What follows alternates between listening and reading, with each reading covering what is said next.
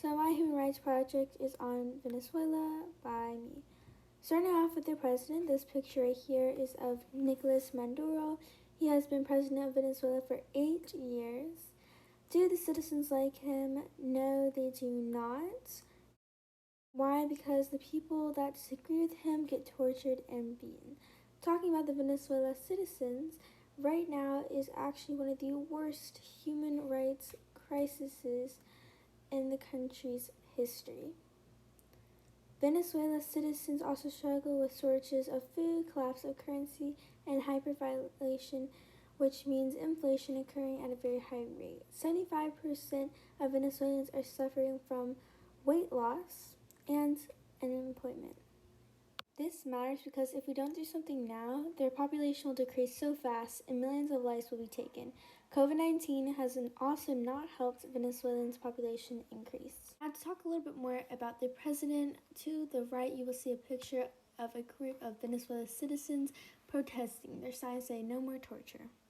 You might be wondering why they're saying this. Well, let me tell you. So basically, the president of Venezuela, Nicolas Maduro, and the people that work with him are being accused of imprisonment or helping to coordinate the unfair detention of critics and activists.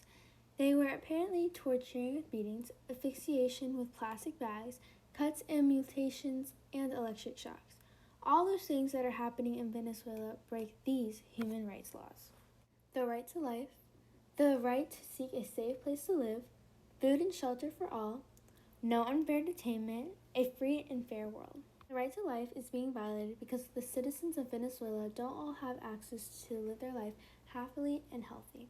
The right to seek a safe place to live / food and shelter for all is being violated because most people don't even have homes and don't even have clean water to drink or any food at all. No unfair detainment, meaning the president of Venezuela and the people working with him torturing their citizens, definitely goes against this. Lastly, a fair and free world. Everyone should be able to have the basics of what they need to survive, and the citizens of Venezuela don't even have that.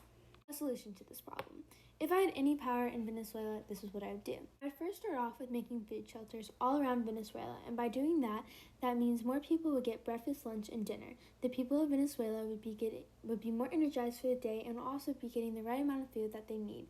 Now for the homes. I would make shelters where people could sleep at night and make sure that there's more homes being built and more jobs being created so that people would be able to afford the homes. Now, if someone does not want to work, they can always stay in the shelters. Lastly, I would make sure that there are more doctors just in case of an emergency or if a disease was spreading. And lastly, there is a problem with the president of Venezuela and how he's torturing his citizens.